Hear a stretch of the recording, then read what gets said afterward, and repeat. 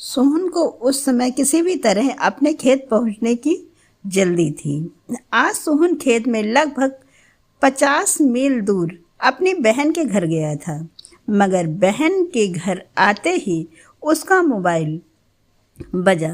उसके खेत और बगीचे के मैनेजर साहब ने ना जाने क्यों उसे इसी समय फटाफट खेत पर जाने को कहा था।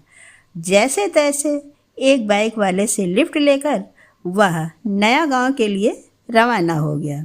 रास्ते में एक बहुत बड़ी ट्रॉली के सामान बिखर जाने के कारण उसे खेत तक लौटने में कुछ अनावश्यक रूप से विलंब हो रही थी। कल की पूरी रात तो वह वहीं था।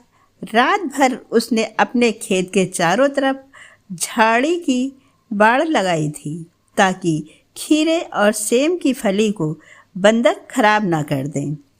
इसीलिए अभी बहन के घर पर आराम करना चाहता था, मगर आंखों की नींद, थकान और खुमारी भूलकर वह मैनेजर के आदेश का पालन में दौड़ पड़ा था। नया गांव में मैनेजर साहब खेत और बगीचे के मालिक थे। नया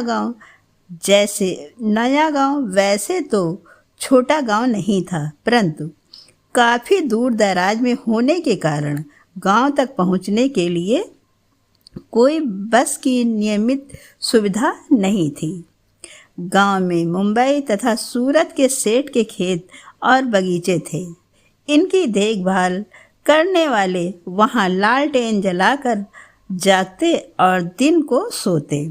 फसल कट जाती और खेत खाली होते तो सोहन जैसे लोग अपने घर या भाई बहन के घर चले जाते थे।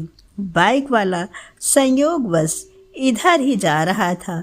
सोहन ने खेत के बाहर उतरकर चैन की सांस ली। साहब की गाड़ी खड़ी थी। गाड़ी में एक युवती विराजमान थी। सोहन, खेत में जो 2 कमरे का कच्चा मकान है, साफ करवा दो, हम कुछ देर में आते हैं। कुछ दिन रीमा जी उसी मकान में ठहरना चाहती हैं।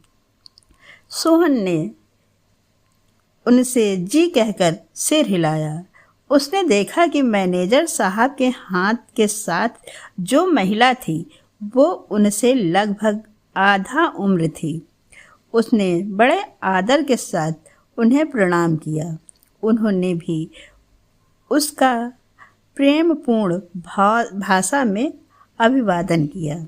सोहन ने फटाफट कमरे साफ किए, फिर चूल्हा जलाकर चाय पका दी। आग जलाकर उसमें आलू डाल दिए। साहब लौटे तो उनको आग में भुने आलू और कुल्हड़ में चाय पिलाई। मैडम को आलू बहुत अच्छे लगे। तभी मैनेजर का ज़रूरी फ़ोन आया। अब रीमा जी सोहन से हिल मिल गई। वह सोहन से काफ़ी बातें करने लगी।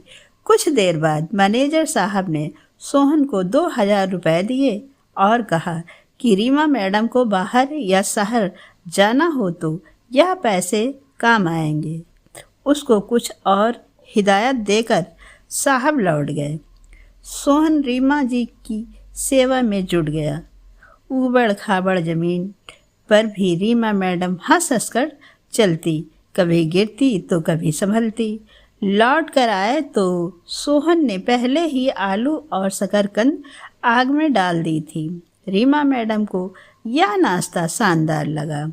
दोपहर में सोहन ने उनको माटी की हांडी में खिचड़ी पकाकर खिलाई। मैडम उंगलियां चाटती रह गईं। सोहन ने उनको आसपास के खेत और बगीचे भी दिखाए।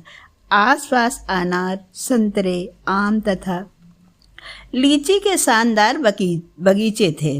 रीमा मैडम को बगीचे के ताज़ा फल खाकर जो खुशी मिली वह सोहन ने देखी थी। फिल्टर का पानी पीने वाली रीमा जी ने नदी और झरने का पानी भी खूब स्वाद लेकर पिया। 3 दिन बाद साहब फिर आ गए। उनके साथ वापस जाते समय रीमा मैडम ने सोहन को नगद 5,000 रुपये का इनाम दिया और कहा, मुझको तुम और यह हरियाली बेहद पसंद आई। सोहन को भी रह रहकर रीमा मैडम की खूब याद आया करती थी। 1 महीने के बाद मैनेजर साहब फिर आ गए। सोहन ने बगीचे के फल तथा खेत की फसल को बेचकर पहले से ही सारा हिसाब तैयार कर रखा था। सोहन ने नमस्कार कर चट से उनको 50,000 रुपये कैश तथा कागज में सारा हिसाब दिखाया तो मैनेजर साहब हंसकर बोले, ओह सोहन, हर समय हिसाब की बात नहीं। अरे सोहन, यह वेतन किसी और बात का है। अभी मेरे साथ मेरी पत्नी आ रही हैं। वह और उसकी सहेली 2-3 दिन इसी खेत और बगीचे में रहना चाहते हैं।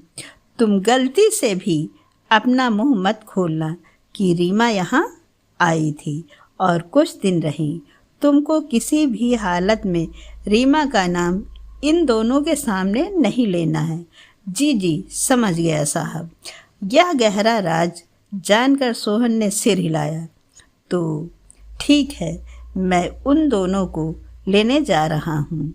यह दोनों पास ही एक बगीचे में फ़ोटो खींच रही हैं। मैं आया। सोहन, ख्याल रखना, सुकून और भरोसे के साथ कहकर साहब ने अपनी गाड़ी घुमा ली। सोहन अपने हाथ में उन रुपयों को देखता रह गया। दोस्तों, यह रही एक छोटी सी कहानी। कहानी अच्छी लगी हो तो चैनल को सब्सक्राइब करके वीडियो को लोगों में शेयर करना मत भूलिए। कहानी में अंतिम समय तक बने रहने के लिए आप सभी का दिल से धन्यवाद। हम फिर मिलते हैं आप सभी से अपनी अगली वीडियो में। तब तक के लिए नमस्कार। जय हिंद, जय भारत।